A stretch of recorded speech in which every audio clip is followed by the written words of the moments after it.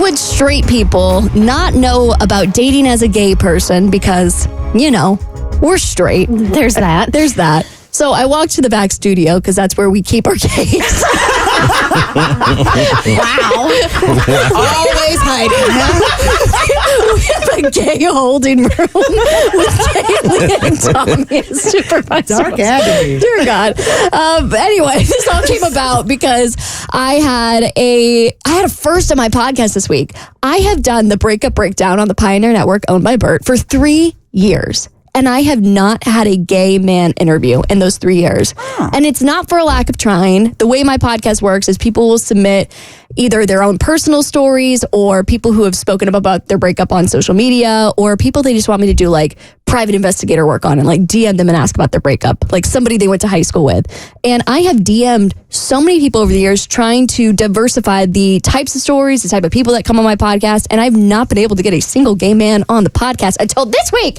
And so it brought up Is that your like Great Marlin? I feel like a true ally now. I'm like, finally, the gays. And we ended up having an off-air conversation after he told me this horrible breakup story where he said that his ex cheated on him with like 50 guys. It was a whole thing. And so we ended up having this off-air conversation just about what it's like to date as a gay man. Because as a straight lady, I obviously would not know. And he dropped a statistic on me, he dropped some information on me about the LGBTQ plus community. He said most gay guys do not want to be monogamous, which I found shocking because all of my gay friends are lover boys. Like they are looking for their husband.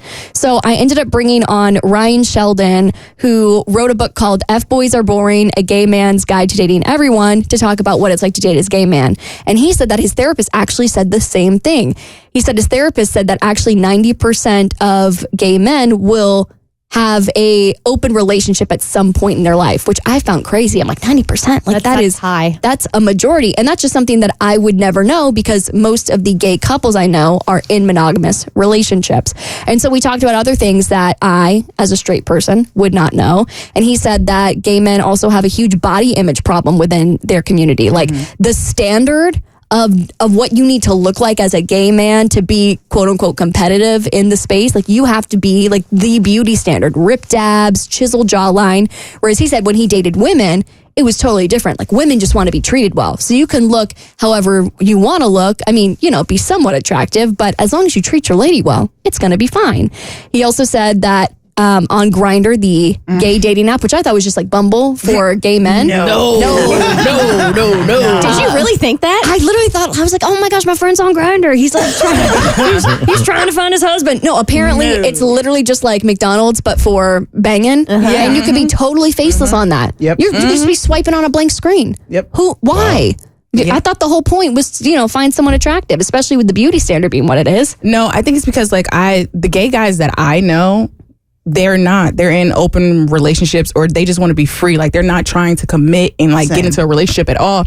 And so Grindr is kind of the same way. Like I had to do Tinder. Yeah, but I had to do an investigation on Grindr, right? So this is how I know what Grindr looks like. So on there, like without there being pictures of your face, it's like D pics sometimes as the profile picture. What? Yeah. Because I just feel like a lot of gay guys, especially the ones I know, they're just here for a good time, not a long time type of thing. So it makes sense. The dating app, it just goes hand in hand with that. You had your stat. Like if 90% of them don't want to be in a monogamous relationship, then an app like Grindr needs to exist in order to fulfill that and make that stat a reality. Katie, is there like a lesbian equivalent or is it more serious? Like is there a ring? Well, the lesbian is the opposite. It's the complete opposite. Because with lesbians, our first thing is married immediately. Right then and there. All right, you're the love of my life. All right, how are we going to have children? Let's plan this out right now, today. We shared a Starbucks Grande, so clearly we are meant to be. We are soulmates. Go get that turkey baster. Let's get this going. Yeah, exactly. And the last thing I wanted to ask him about was how do you play out dates? Because with straight relationships, you have gender societal norms. Like, okay, typically the man pays, and I know I'm probably getting my vodka soda paid for. So what do you do in that situation? And he said in all the dates that he's been on, you just kind of feel out the energy. Like you just kind of feel like who's going to pay. Like he might pay one time, he might pay the next time, and you just kind of flip flop. But he also said that there are some instances where he wants his man to be the man in the relationship. So I guess you kind of get the best of both worlds. But I walked to the back studio, again, our holding room, and I went to the gays and I said, what other gay stuff do I not know about? spilled the secrets, and they went really quiet. You mean gay dating secrets? Gay dating secrets. Nah, just all of them. Don't limit us. But with the premium subscription, we can give you everything. I want to know all the gay things, and of course, I made things really uncomfortable.